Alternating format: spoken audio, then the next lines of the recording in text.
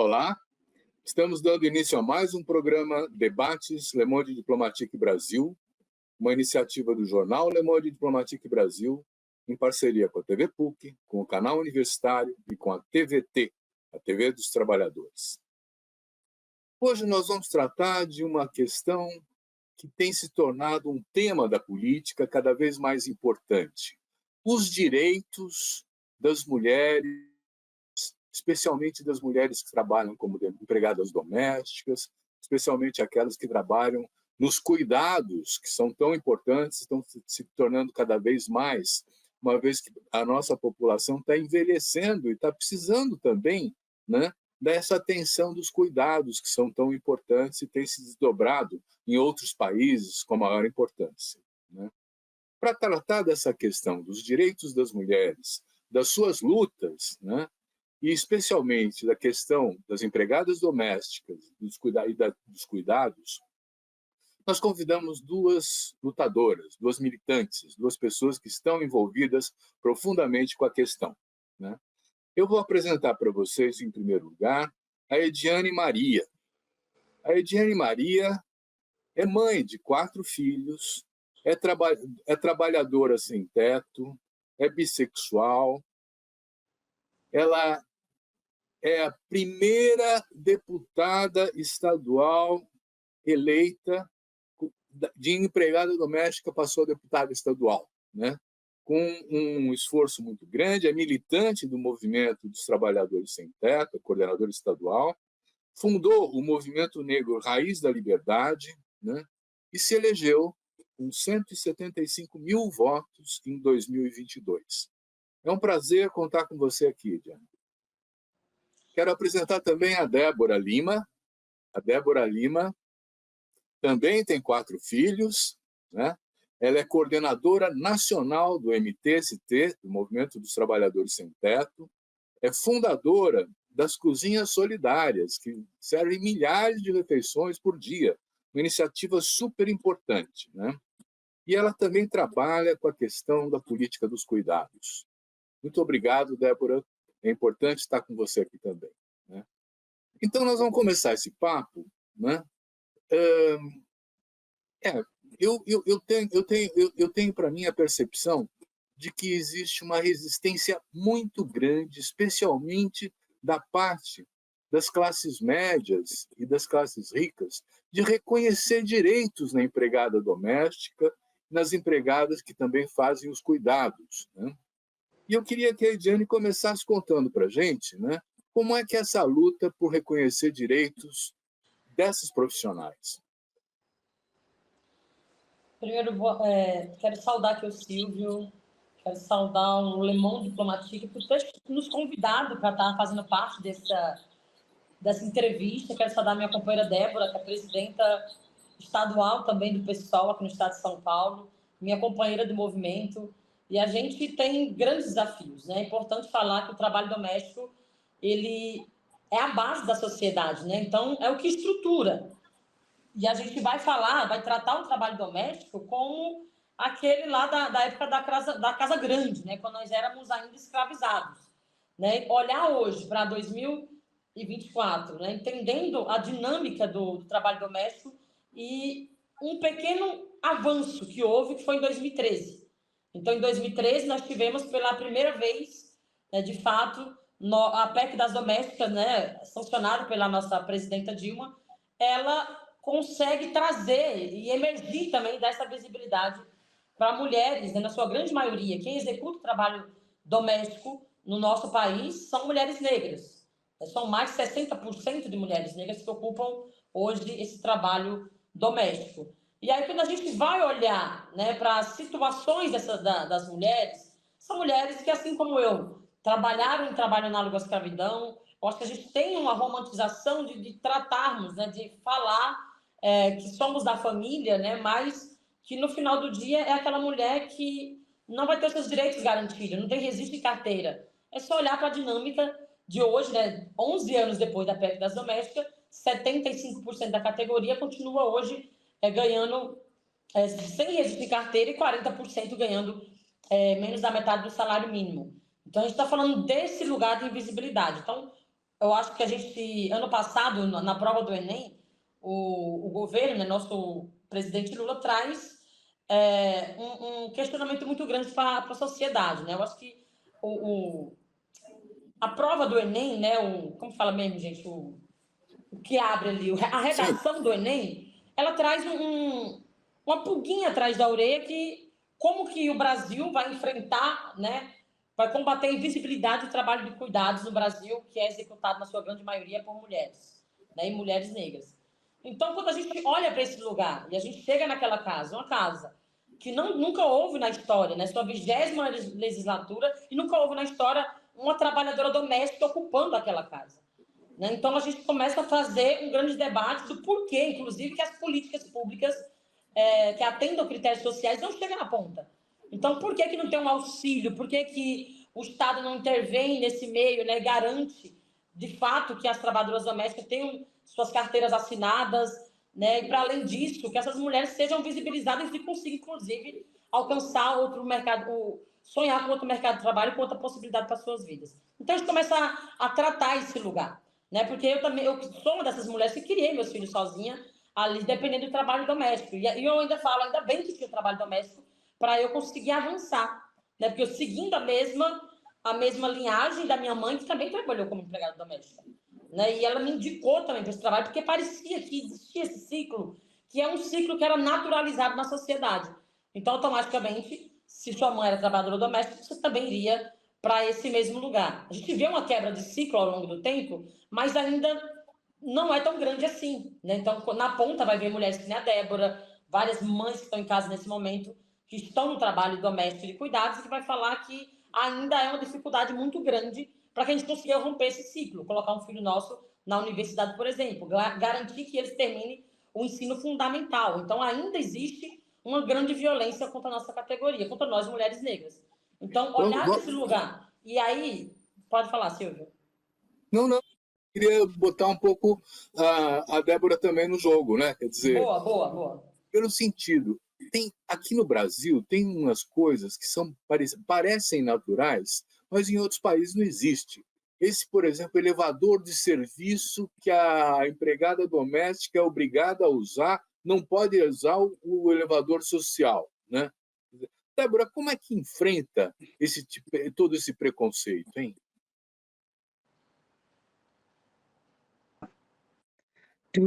Primeiramente, também agradecer ao Diplomactic, né, e o Silvio, a gente estar aqui.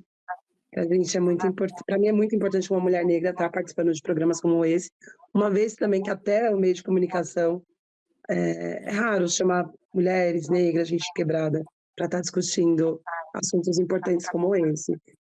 Eu acho que um dos objetivos maiores que a gente pode fazer para sanar e quebrar esses preconceitos a gente começar a debruçar e entender que o trabalho de cuidado, seja ele remunerado e o não remunerado, ele precisa ser valorizado. A gente vive numa sociedade onde as mulheres, e principalmente as mulheres pretas da quebrada, elas trabalham, têm a sua tripla, quarta jornada, porque precisam sair, muitas das vezes essas mulheres domésticas, assim, como Ediane, exercendo o trabalho de cuidado na casa dos patrões, e quando chega em casa, também se tem toda uma preocupação, né, do cuidado da sua casa, do cuidado dos seus filhos. A gente vive num cenário, eu pauto muito e penso muito a questão da primeira infância. É muito importante que pensar políticas públicas voltadas para a primeira infância, para, de certa forma, tirar essa carga, né, do cuidado que, em grande maioria, fica sobre as mães, né, em grande maioria não, quase 100%, né? Isso. É muito raro a gente ver, né, Regiane, homens com essa preocupação do cuidado. Isso faz parte de uma estrutura, de uma sociedade que a gente vive, né, ainda machista, né, ainda também preconceituosa, racista. Então, a gente tem que utilizar espaços como esse para falar desse tema, de certa forma também, que nem a Jane, estar nas instituições, pensar políticas públicas, né, para que esse trabalho ele seja mais valorizado e pensar políticas públicas também para os trabalhos de cuidados, ao qual não se tem remuneração, né? A gente vê também uma sociedade onde os nossos velhinhos, né, também está envelhecendo mais a sociedade, e que se a gente for parar para pensar, quem cuida dos nossos idosos também são mulheres, é raro a gente ver homens, e a gente tem que, eu acho que um dos primeiros passos é olhar olhar o trabalho de cuidado como se fosse algo também importante, então ter, ter um valor mais agregado, não um salário que é um serviço, tipo, desvalorizado, porque quem sofre somos nós mulheres. Eu acho que assim também a gente consegue, de certa forma, fazer com que os homens também se interessem nesses tipos de serviço, e a gente ir construindo coisas para que as pessoas possam ter uma visão melhor, entenda que sem o trabalho de cuidado que as mulheres exercem sua maioria, como seria a vida das pessoas? Se não tivesse alguém para lavar uma louça, se não tivesse alguém para arrumar uma casa, se não tivesse alguém para dar comida para o seu filho, se não tivesse ninguém para cuidar do idoso, como que seria? Né? Muito bom. E enxergar quem são essas pessoas. Entendi. E, Diane, precisa ter alguma força de pressão para conseguir aprovar projeto de lei, para conseguir colocar na agenda pública, né, os direitos das empregadas domésticas, das trabalhadoras de cuidados.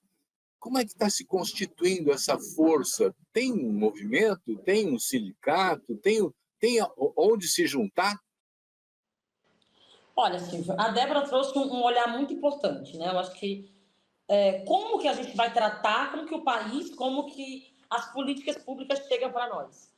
Quando a gente fazia um questionamento, entramos na Assembleia, a gente não via nada, porque não chegava para nós nenhuma política pública, né? Chegou algumas, tipo Bolsa Família, chegou algumas coisas, mas não tratando diretamente do trabalho doméstico e de cuidados. Hoje, existe uma Secretaria de Cuidados, que é a Laís Abramo, inclusive, que é secretária de Cuidados do governo federal, mas quando você faz um recorte e olha para o estado de São Paulo, para os estados, a gente não vê nenhuma manifestação, nenhum pensamento. Então, a gente chega naquela casa, faz um questionamento exatamente, Débora, do elevador de serviço. Por que ele existe? Né? Quem ocupa esse elevador? Né? Quem é as pessoas que não podem usar o elevador social? A gente tem casos de várias pessoas que foram expulsas do elevador social porque o lugar dele é o elevador de serviço. O elevador de serviço, quem sabe que é para levar lixo, descer os cachorrinhos para passear, a gente sabe como que funciona, subir mudança. Então, a gente está falando desse lugar. Quando a gente faz um enfrentamento e o diálogo, né, sobre o trabalho doméstico de cuidados, a gente consegue entender o porquê que não existe política, assim. Entramos na Assembleia, existia um projeto de lei. Um projeto de lei voltado para as trabalhadoras domésticas, que era apenas a mudança do dia 27 de abril, que deveria estar no calendário nacional, mas que não está ainda, né, que é o dia da trabalhadora doméstica, e aí mudaria para o dia 23 de abril. Então, quando a gente chega lá, depois de um ano de mandato, 1 ano e 3 meses, hoje a gente tem uma Assembleia Legislativa, né, que a gente faz a conscientização e também o combate à invisibilidade. Então, a gente começa a olhar o seguinte panorama, a gente começa a pensar políticas, que é esse desafio que a gente tem enquanto mandato. Primeiro, nós somos o PL da Casa da Doméstica, entramos lá também fazendo o café da manhã para os funcionários da limpeza que são terceirizados da Assembleia, que é uma categoria também que ninguém pensa, porque se você é terceirizado, automaticamente você não tem vínculo nenhum trabalhista, que é assim também, muitas vezes, a dinâmica do trabalho doméstico e de cuidados no nosso país. Então, quando a gente olha, organiza o café da manhã, primeiro, para receber os funcionários da casa, porque eles também ficaram lá para me receber, né? Falar, tem uma de nós chegando aqui nessa casa, porque parece, e foi colocado de fato, porque a gente está entrando agora, né? Ainda é uma luta muito grande, acho que a Débora abre muito bem a fala dela, falando que ainda existe uma invisibilidade, inclusive, de ouvir mulheres negras, de ouvir a periferia, né? De ouvir quem são as pessoas que constroem os movimentos sociais, né? Por que a gente fica tão distante, na verdade, da política institucional? Se somos nós que estamos na ponta e fazemos o debate direto. Nós somos mulheres que sobrevivem, né? Nós somos sobreviventes do tempo. Então, quando a gente lança um projeto, a gente conseguiu sancionar não um projeto de lei, porque para combater a invisibilidade eu preciso existir, primeiramente. Então, se eu existo, eu consigo combater a invisibilidade. Então, o dia 27 de abril já é lei no Estado de São Paulo, né? Já está colocado no calendário estadual, né? No calendário oficial do Estado de São Paulo, como o Dia do Trabalho Doméstico e de Cuidados, né? E é importante a gente trazer essa data, por quê? Como que eu vou falar da invisibilidade se eu não existo no calendário? Se eu não posso me organizar a partir dessas lutas? Eu acho que ninguém nunca viu no Brasil uma grande marcha, uma grande manifestação de trabalhadoras domésticas e de cuidado, pautando suas necessidades. Ou seja, se a gente não consegue se organizar porque a maioria de nós mora na casa dos patrões, ou porque a maioria de nós não tem acesso à informação, então a gente não consegue ter uma organização das categorias. Mas onde estão as trabalhadoras domésticas, em grande parte? Estão nos movimentos sociais, né? Eu e a Débora somos do MTST, Movimento Trabalhador Sem Teto. Então é ali que a gente começa a ganhar uma consciência. Então ainda existe, Silvia, é importante trazer essa insistência em mantermos invisibilizadas. Então, quando a gente traz, quem é essa trabalhadora doméstica? Cara, ela é uma mulher que está na tua casa. Então, ela está na tua casa nesse momento, está cuidando dos teus filhos. Mas essa mulher, se tu perguntou se ela está conseguindo alimentar os seus filhos, igual ela alimenta o seu, então a gente começa a humanizar, primeiramente, o trabalho doméstico de cuidados. Então, você começa a olhar e falar assim, quem é essa mulher? Então, eu quero saber. Porque na Assembleia, quando eu chego, eu comecei a conversar com todos os deputados, inclusive para trazer essa pauta. Que eles falavam assim, Ediane, mas eu pago um salário bom, né, para quem trabalha na minha casa. Aí eu falei, que bom que você está conseguindo pagar, porque não é a realidade de várias mulheres. Então, a gente está falando de um subemprego. São várias cadeias, várias camadas do trabalho doméstico. Várias de nós também, Silvio, e a Débora também, acho que nós, mulheres, o que a gente faz para trabalhar na casa de família? A gente deixa nossos filhos com alguém. Porque a maioria de nós cria os filhos sozinha. É só a gente andar na periferia. A maioria são mães solos. E com muita sorte, aí a gente consegue arrumar alguém para compartilhar esses momentos, mas que é muito difícil. Até porque a gente também cresce acaba sendo uma fortaleza para nossa família, para nossos filhos. Então a gente acaba fazendo o quê? Como vamos combater a invisibilidade e a informalidade do trabalho doméstico? Se a grande maioria se ganha R$1.000, se você consegue sair do trabalho doméstico, ou vamos lá, você faz uma faxina. Eu trabalho no mercadinho da esquina, eu ganho lá um salário mínimo. Eu tenho lá meus filhos, eu preciso pagar alguém para deixar meus filhos. Então, eu vou pagar metade desse salário, muitas vezes, para alguém cuidar dos meus filhos. Então, como que a pessoa, muitas vezes, não tem condição de pagar um salário mínimo ou de registrar essa pessoa. Então, quando a gente faz um movimento de entender, né? Primeiro, países que já conseguiram sanar isso e, de fato, garantir direito, inclusive tensionando o próprio Estado. Porque o Estado tem que ser responsabilizado. A gente está falando se existe a invisibilidade do trabalho doméstico e de cuidado, se não tem um grande debate, se houver uma grande mobilização, é porque também nós somos mulheres que não temos como chegar muitas vezes no centro, como encontrar um movimento social para se organizar.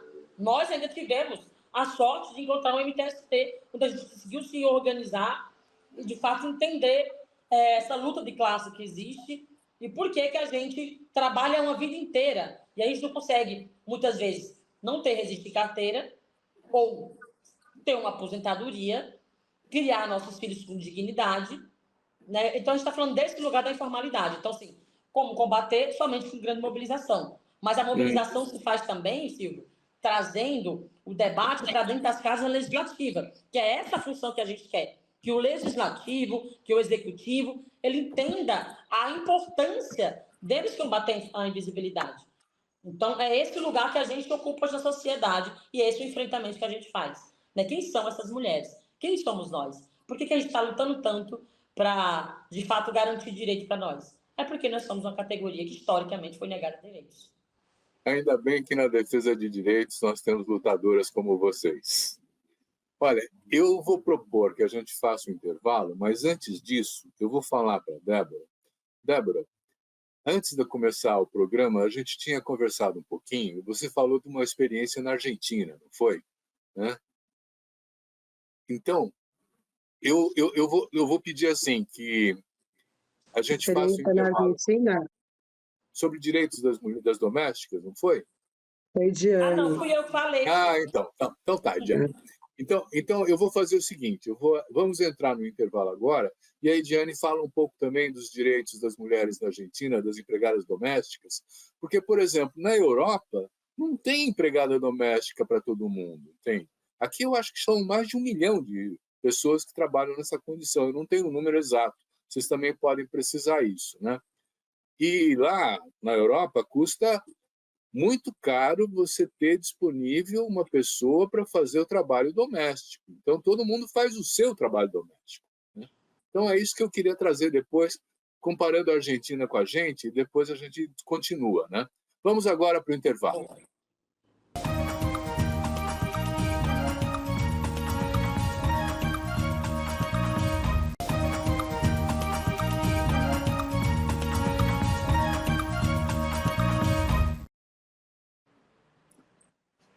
Então, Ediane, tem políticas públicas para empregada doméstica na Argentina? Elas têm mais direitos do que aqui no Brasil? Como é que é? Olha, Silvio, foi muito bom ter ido para a Argentina, porque a gente consegue sair um pouco, né, e buscar quem conseguiu combater a invisibilidade do trabalho doméstico e cuidados e conseguiu garantir direitos. Bom, a gente conseguiu lá, sim, né, a gente viu que lá na Argentina a dinâmica é diferente, você mesmo colocou antes do intervalo, que tem países que, de fato, a pessoa não consegue manter uma trabalhadora doméstica, muito menos morando na casa, né? Que é a dinâmica que a gente tem aqui no Brasil. Bom, lá eles conseguiram combater isso, tanto que hoje as argentinas, elas não executam muito trabalho doméstico, nem de cuidados, elas estão no cuidado, né? Então elas atuam mais no trabalho de cuidados. E tem uma dinâmica na Argentina que é de contratar pessoas, mulheres de fora, venezuelana, peruana, para fazer esse trabalho doméstico no seu país, né, na Argentina. Mas como que eles conseguiram garantir direitos? Primeira coisa, houve um projeto de lei que foi apresentado para a Assembleia da Argentina e eles conseguiram fazer com que toda trabalhadora doméstica, né, que trabalhasse numa casa, fizesse apenas 2 horas de trabalho doméstico na casa, ela tinha seus direitos garantidos. Mas de contraponto, todos os patrões, se contratassem, garantissem que essa mulher tivesse seus direitos assegurados, o governo, o Estado, isentava alguns impostos. Ou seja, não é somente colocar nas costas do quem está empregando, né, que vai solucionar a invisibilidade do trabalho doméstico e, inclusive, de trabalho análogo à escravidão que a gente tem no nosso país. Né? Eu acho que a Laudelina, né, que foi a que fundou o Sindicato das Trabalhadoras Domésticas, em Campinas, né, uma lutadora que sai da Baixada Santista, funda o primeiro Sindicato das Trabalhadoras Domésticas, já falava isso. Toda trabalhadora doméstica, ela gira a economia. Nós movimentamos o PIB também nacional. Até porque, é só a gente olhar, acho que a Débora não conseguiu juntar nenhum dinheiro, nenhuma de nós consegue juntar dinheiro. Por quê? Se eu faço uma faxina, uma diária na casa de alguém, eu pego esse dinheiro, Silvio, automaticamente, eu já vou no mercadinho do meu bairro. Vou comprar comida, eu vou pagar o meu aluguel, eu vou pagar a minha água, eu vou pagar a minha luz. Então, nós pagamos impostos nesse país. Mas o que está sendo feito com os impostos que a gente paga? Quais são as políticas públicas que de fato, o Estado está olhando para nós? É só olhar que a maioria de nós não consegue terminar o ensino fundamental. Né? E a gente fez isso, né? De lançar um PL, né? Inclusive, protocolamos um projeto de lei na Assembleia que garante uma bolsa ensino de R$500 para toda trabalhadora doméstica que quiser voltar a estudar. Porque se você consegue garantir uma bolsa, um auxílio ensino, né, de R$500, essa mulher ela não vai deixar de estudar, né, porque a maioria, inclusive hoje, está sofrendo um grande ataque. Acho que a Débora também, que trabalhou, que é professora também, né, ela sabe disso, porque assim, tem uma grande evasão escolar de pessoas, né, e tem o EJA na sua ponta, que abrange, né, jovens e adultos que querem voltar para o ensino, né, voltar a estudar para conseguir avançar, porque tem barreiras, né, eu acho que existe as barreiras, né, Silvia? Primeiro eu vou lá, termino meu ensino, depois eu preciso continuar estudando para conseguir avançar e conseguir um trabalho melhor. Mas ainda a gente sabe que a maioria não consegue terminar os ensinos, porque assim como eu lá atrás, assim como várias de nós lá atrás, a Débora também passou por isso, eu quero até ouvir a Débora daqui a pouquinho, a gente não consegue pular para essa próxima fase, que é fazer um ensino técnico, fazer uma faculdade. A gente não consegue, porque a maioria de nós é mãe muito nova, a maioria de nós somos mãe na adolescência, então a gente não consegue avançar para outra fase. Então, tem que ter o fomento. Então, se eu pago impostos, para onde que está indo meu imposto? Né? Então, quando o governo ele entende isso, e, de fato, ele faz esses auxílios, ele garante direitos, que é esse que os movimentos sociais fazem na Argentina, inclusive, que é de garantir direitos. Né? Os sindicatos fazem muito bem isso. Que é como que eu vou garantir direito? Então, para essa mulher não ir para o trabalho análogo à escravidão, então eu vou garantir o quê? Para não ganhar menos que um salário mínimo? Então, eu vou garantir o quê? Uma bolsa. Eu vou garantir para ela um auxílio. Então, eu vou dar para ela uns R$1.000, vai de auxílio, porque ela não precisa se submeter a trabalhar no quarto de família, às vezes, por um prato de comida. Que a gente está falando disso, a gente está falando de pessoas que vão trabalhar por um prato de comida. Porque as demandas que a gente recebe e o apelo que a gente tem muito nas redes, inclusive, de trabalhadoras que relatam essas violências que elas sofrem no trabalho. Mulheres que estão ali que não têm registro de carteira, né, que são diaristas, e as diaristas também não têm nenhum direito assegurado. Mas qual é o olhar, de fato, para o Estado? O que o Estado está fazendo? O Estado tem a obrigação que é da garantia de direitos sociais. Então, é necessário que faça um grande levantamento, Silvio. Falam que são mais de 5 milhões de mulheres que hoje no Brasil se encontram no trabalho doméstico. Mas quando a gente olha para um trabalho que é base, provavelmente é muito mais. Eu queria só complementar isso que a Jane coloca, e muitas das vezes, Silvio, eles acabam, de certa forma, pagando esse recurso pequeno, né, para a trabalhadora, porque muitas, usando mesmo da chantagem, porque sua maioria são mulheres negras, mulheres que a sociedade só quer empurrar para o subemprego, por muitas e muitas vezes é aquele serviço, e alguns patrões sabem que aquele serviço é o serviço que a pessoa precisa muito, porque sem ele, usa da chantagem, da necessidade dessa mulher negra que precisa muito desse serviço para trabalhar, e de certa forma acaba escravizando mais, mal, remunerando menos, e a mulher não tem outra alternativa senão ficar nesses espaços. E outra coisa que a Jane traz, que é muito sério, e eu tenho assim a experiência viva. Eu tive que trabalhar muito cedo, com 10 anos, assim, que parece que é um ciclo vicioso, porque também minha mãe teve que trabalhar cedo para ajudar a família dela. Eu, com muito sacrifício, eu não abandonei as escolas, mas sim, Jane, a gente sabe que muitas e muitas pessoas não estão estudando, porque muitas dessas crianças, desses adolescentes, eles tiveram que parar de estudar para ajudar no complemento de renda das suas famílias. Então, também é importante a gente pensar políticas públicas de primeira infância, mas que também, que nem a Jane coloca, com complemento de renda, sabe? Existe poucos disso, porque às vezes, se a gente pensa em políticas públicas, complementos de renda para a família, isso vai fazer com que a criança, o adolescente, permaneça na escola e não tenha que sair da escola para ter que trabalhar. Uma coisa que é muito séria também é essa questão do trabalho, do cuidado. Eu queria dar um exemplo aqui de uma história que aconteceu comigo, da minha mãe, mas eu sei que milhares e milhares de mulheres vão se identificar com isso. Minha mãe deixou de trabalhar fora, né, para trabalhar em casa. Minha mãe é costureira, então ela trabalhava em casa. Então imagine como que era a vida dela. Ela costurava, tem que lavar, passar, cozinhar, cuidar dos filhos. Minha mãe é trabalhadora, trabalha a vida inteira. Só que agora ela está com 60 anos e ela não consegue se aposentar, porque trabalhou a vida inteira em trabalho informal, não se tinha muita experiência, muito estudo de dar contribuição, e ainda assim, mesmo que a gente ache que não, mesmo essa contribuição pequenininha na vida de uma mulher que conta todo dia, que tem que fazer manobra, Silvio, com o dinheiro, para ver se o dinheiro vai, ou esse mês eu compro a comida, esse mês eu pago a conta de luz, esse mês eu pago a conta de água. Essa é a realidade dessas mães. Minha mãe, mesmo trabalhando em casa, né, nessas triplas jornadas de trabalho em casa, ela optou não tirar a quantia pequena para garantir o seu futuro. E hoje eu olho para minha mãe e eu fico muito triste, que ela fala, poxa, eu não tenho nenhuma perspectiva de poder descansar, porque não consegui contribuir, uma pessoa que trabalhou a vida toda. E a gente vê muitos relatos desse. E o homem, de contrapartida, meu pai, por exemplo, ele já está aposentado. Mas se for colocar na balança, quem entre meu pai e minha mãe que trabalhou mais, sem sombra de dúvida, foi minha mãe, que trabalhava em casa e a gente trabalha fora. Meu pai só trabalhou fora e hoje ele consegue estar aposentado.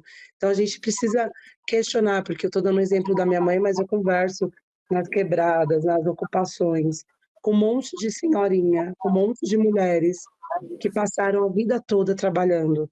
E eu faço parte de um movimento de moradia, pessoas que também lutam para dar acesso à casa, né? E as pessoas têm de dizer que os movimentos sociais são dos vagabundos, dos que não tem que fazer. São pessoas assim que trabalharam a vida toda, tiveram que trabalhar a vida toda e não conseguiu ter acesso à sua casa, um direito que está na Constituição. Né? Então, por isso que é importante a gente trabalhar, pensar, cuidado, assim, e começar a criar políticas públicas que valorizem mais esse trabalho e pensar também no trabalho também invisibilizado, não remunerado. E também sem ele, como que seria a vida. Estamos aqui, não tem um problema. Nós estamos aqui com uma situação em que, por exemplo, a questão coletiva, a questão da solidariedade é muito importante. Né? Nas cozinhas solidárias, vocês trabalham em conjunto, né? E vocês, de alguma maneira, trazem o conhecimento da experiência de cozinhar e ter aprendido a cozinhar, né, para esse trabalho das cozinhas solidárias. É possível pensar que precisa ter uma especialização também na questão dos cuidados? Porque quando as pessoas vão envelhecendo, elas precisam de um pouco mais de atenção, algumas coisas especiais. É preciso, tem perspectiva de profissionalizar cuidadoras? Tem um cachorrinho querendo participar da reunião, né, Silvio? Dessa vez eu acho que é do Silvio. Já resolve. Eu também, os meus aqui estão quietinhos, viu, Silvio? Porque senão seria o fundo do meu. Eu posso começar, Jane? Aproveitando o frio. Eu posso começar? Eu acho que sim, a gente precisa pensar uma forma mais humanizada de também lidar com essas pessoas, Silvio. O MTST, a gente teve a experiência de criar, de pensar as cozinhas solidárias. Eu fui a pessoa que fundou a primeira cozinha solidária desse projeto lindo e maravilhoso que o MTST tem do Brasil afora. Tenho muito orgulho disso. O que a gente queria também, dentro dessa questão, né, das cozinhas solidárias, não era que fosse algo apenas assistencialista, a gente queria replicar, né, Ediane, como que é as cozinhas das ocupações do MTST. Nas cozinhas da ocupação do MTST, essa cozinha é como se fosse o coração da ocupação. Todo mundo gosta de ir lá para aquele espaço, para conversar, né? Às vezes tem a sociedade a todo momento que tenta, de certa forma, individualizar a pessoa, né? E as pessoas sentam lá e enxergam que o problema dele é o mesmo problema do outro, que a gente está no mesmo barco. Então, a gente pensou e a gente queria muito que as cozinhas solidárias tivessem esse formato, assim, mais humanizado, não apenas um espaço, como se fosse um espaço assistencialista apenas, né, que entrega a comida e vai embora. Então, as nossas cozinhas solidárias é um espaço onde a gente tem educadores voluntários, onde a gente pega as crianças, né, do entorno que comem lá, dá aulas de reforço, também aulas de alfabetização para aqueles que não têm acesso. A gente tem médicos voluntários, a gente marca, às vezes, durante a semana, um mutirão de atendimento para essas pessoas, advogados também voluntários que vão dar orientação para as pessoas de direitos básicos, porque muitas das pessoas não sabem nem quais são os seus direitos. E é um espaço muito, muito bonito, e é um modelo também de sociedade que a gente quer, né?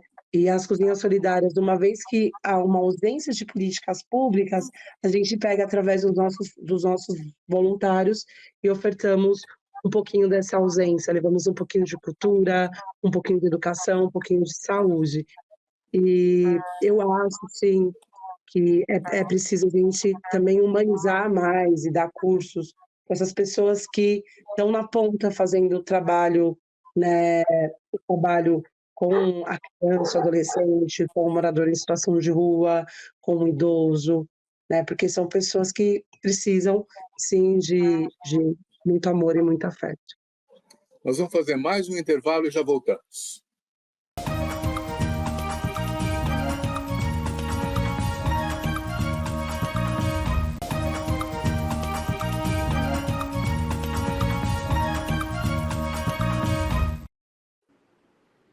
Ediane, eu estava pensando o seguinte, que era preciso ter cursos de cuidador.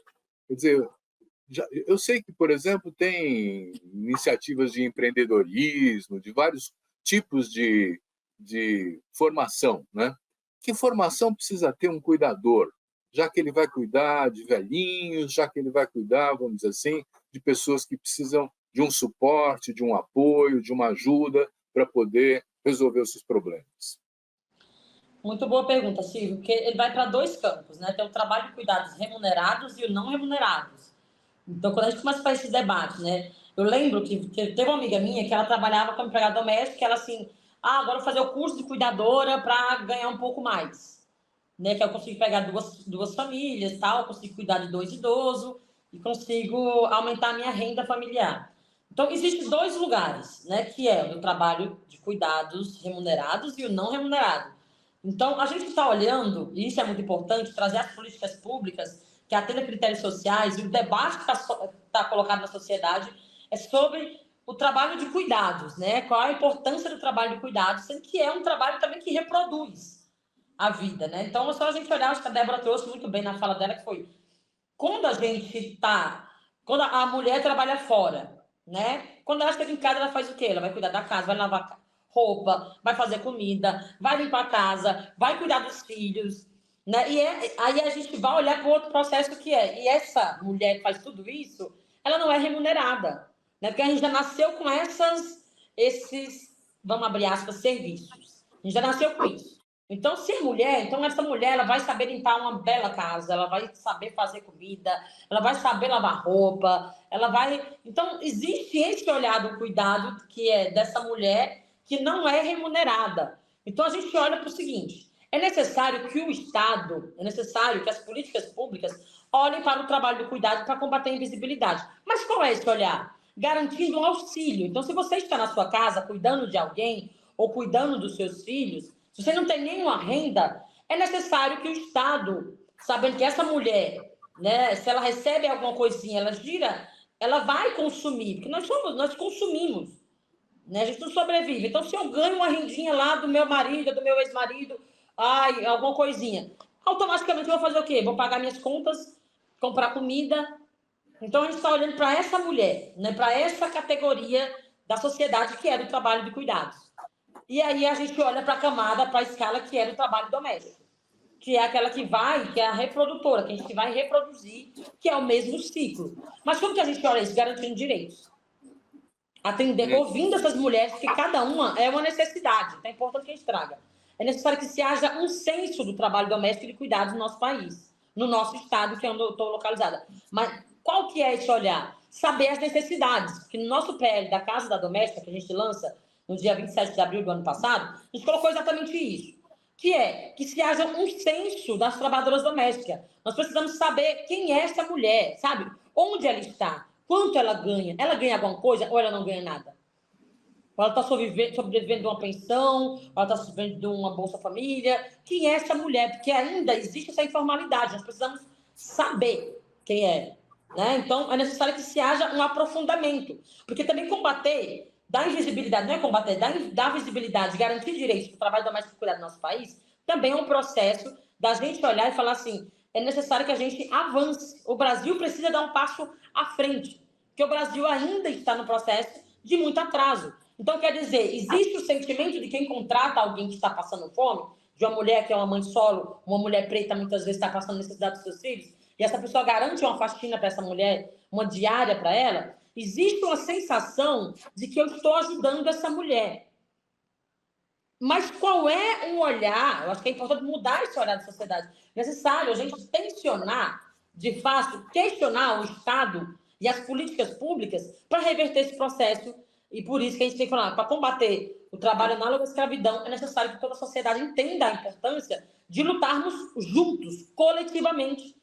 Inclusive para essa mulher que foi empurrada para o trabalho doméstico de cuidados e que não sabe, porque nenhuma de nós, né, eu acho que a Débora trouxe muito bem das cozinhas solidárias, o que a gente faz, a gente traz as cozinhas solidárias, inclusive todas são nas periferias, né, do nosso país, tirando da Sé, né, da Praça da Sé, porque tem um grande número de pessoas em situação de vulnerabilidade extrema, mas a gente traz o nosso coração, que são as cozinhas coletivas, tornando cozinhas solidárias para as periferias, para trazer qual é o trabalho do movimento social, o que a gente faz, por que a gente luta tanto.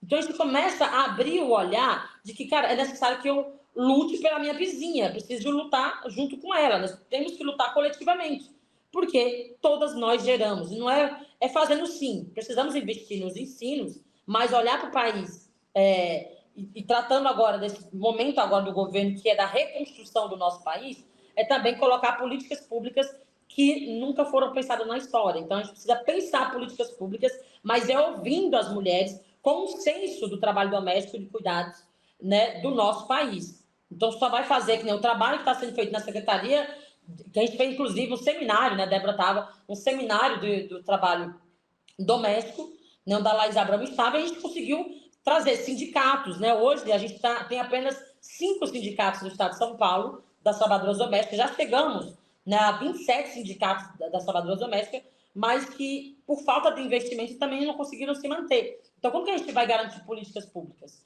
Né? Então, a gente sabe que muitas mulheres, inclusive, não conseguem sequer um advogado para saber o seu direito. Né? Igual a mãe da Débora, igual a minha mãe, que ficou tanto tempo trabalhando na informalidade, trabalhando em casa de família, sem ter nenhum registro de carteira.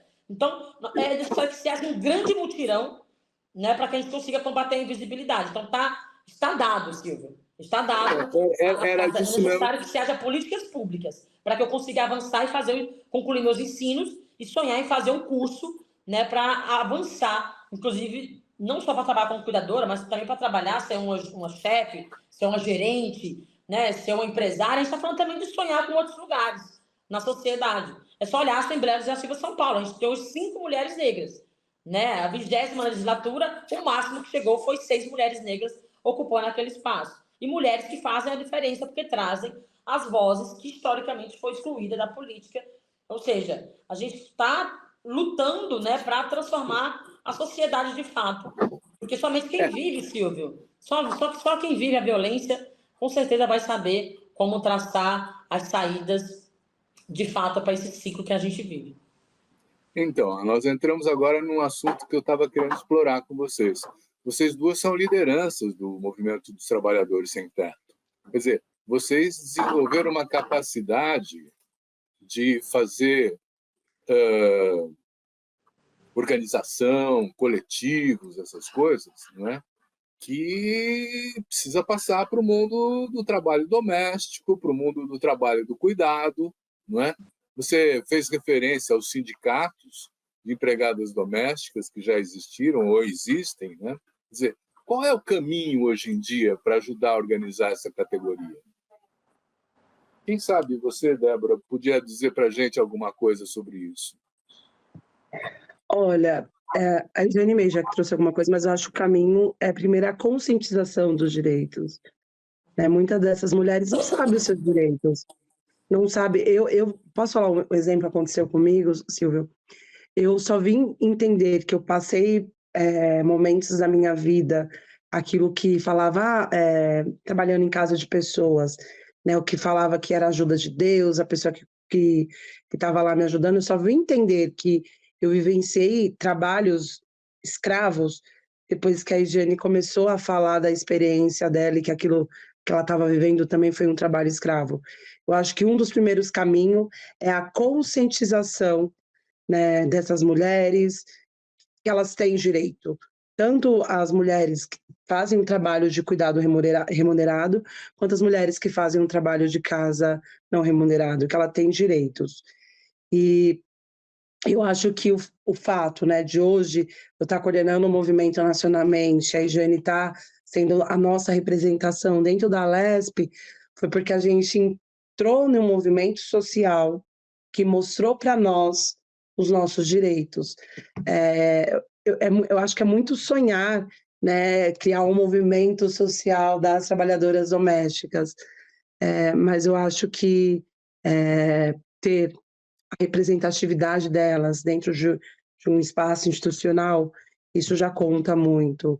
A gente pensar como que esse acesso dos direitos delas pode chegar até elas, né? Fazer com que elas também se organizam dentro do sindicato, porque muitas das vezes o próprio patrão endemoniza o sindicato, não quer e faz de tudo, e uma pessoa que não tem dinheiro não vai, não. O sindicato quer pegar seu dinheiro, o sindicato não vai te ajudar em nada. Então, é um processo de desconstrução também, né, desse imaginário que muitas dessas mulheres não sabem dos direitos delas. Acho que o caminho seria por aí, sabe? Em 2013... E não foge, por último, de pensar políticas públicas que pense na primeira infância, que pense também nos nossos idosos, e políticas públicas também que pense nessas mulheres. Vamos imaginar o seguinte: em 2013, eu não estava organizada em movimento social.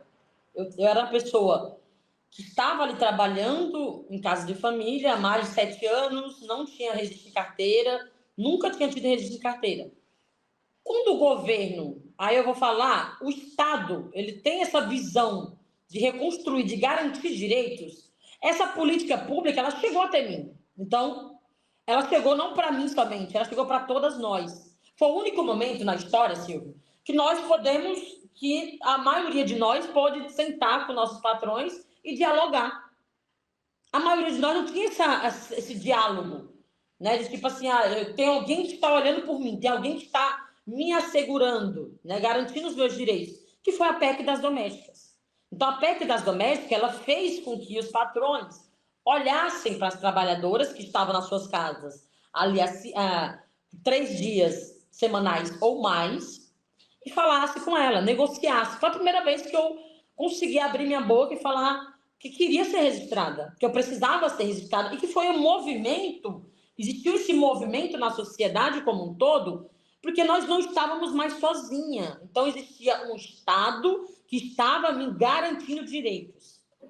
Então, foi o único movimento que houve, assim, histórico, né? Que foi a garantia de direitos sem eu precisar me organizar. Então, quando a gente fala do Estado ser o responsável para combater a invisibilidade, a gente está falando que nós estamos fazendo um enfrentamento e a conscientização, né, que é possível a gente avançar, que é possível de vir mais políticas públicas, porque veio em 2013. 11 anos se passou. 11 anos se passou. Dia 2 de abril desse ano fez 11 anos da PEC das domésticas. 11. E a gente olha, Silvio e Débora, a gente olha para um cenário onde 75% das trabalhadoras domésticas continuam hoje na informalidade. Por quê? Houve também um grande movimento que foi o seguinte: se você trabalha 3 vezes por semana em minha casa, eu vou tirar um dia, então você vai ficar na informalidade. Então, várias mulheres tiveram que, para continuar na informalidade, então ela fez o quê? Ficou 2 dias na casa de um patrão, 2 dias na casa de alguém da família, e assim fechou o ciclo, ficou como diarista. Então, a gente está falando desse lugar ainda. E aí a gente vai mais longe, porque eu sou nordestina que mora aqui no estado de São Paulo há 22 anos. A gente vai falar desse lugar, né, do estado que mostra muita coisa. Quem é do Nordeste sabe disso, que você olha para São Paulo com um lugar de direitos, um lugar de, cara, vou conseguir ter direito, vou conseguir garantir uma vida melhor para a minha família. E, na verdade, não é isso que a gente se encontra. A porta de entrada do estado de São Paulo, né, na sua grande maioria, para as trabalhadoras domésticas. O trabalho doméstico, na verdade, né, que é a porta de entrada, mas que essa mulher, por ela não ter, muitas vezes, familiares, ela vai morar nessa casa de família. Então, se ela vai morar nessa casa de família, automaticamente, essa menina, essa mulher, né, que muitas vezes vem com 16 anos, eu vim com 18, mas tem muitos que vêm com 15, com 16, porque é amigo da família lá no Nordeste. Aí, tem alguém para indicar, a família acaba indicando, porque vê também a oportunidade dessa menina ter um futuro melhor. E aí vem para cá e vai morar na casa de família. Foi assim que eu passei, né, por um processo da minha vida, e eu olho para esse lugar. A política pública ela tem que chegar, né, quando o Estado se responsabilizar de fato. Quando, Aí de eu vou fato, entrar, com aí eu vou projetos de entrar lei, com leis. pedindo o seguinte. Nós vamos ter mais uns 2, 3 minutos de programa, nós estamos chegando no final, o papo é rápido, é bom, vai correndo, né? É Eu vou rápido. fazer um intervalo, mas eu queria que vocês olhassem para o futuro. O que vocês querem? Tratando da questão das domésticas, tratando da questão das trabalhadoras dos cuidados, trabalhadoras e trabalhadores, né? Quer dizer, enfim. Sim. Então, vamos a esse último intervalo e depois vocês têm a palavra para dizer o futuro.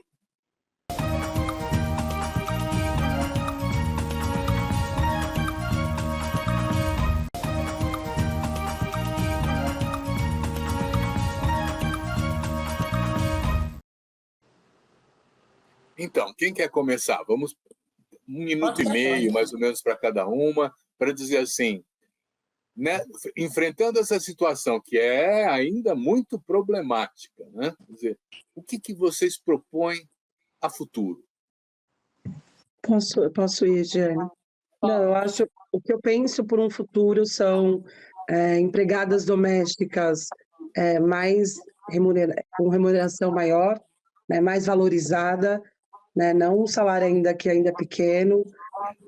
Eu penso numa sociedade onde meus filhos, pensando na primeira infância, possam ter áreas de lazer para brincar, que possam sair na rua sem medo, sem medo sem medo do assédio do tráfico, né, do crime organizado, ou com medo da polícia por ser um menino negro. Eu penso numa sociedade onde os meus filhos possam ter uma escola de qualidade, possam ter uma saúde de qualidade, onde também as pessoas possam ter o que comer, né?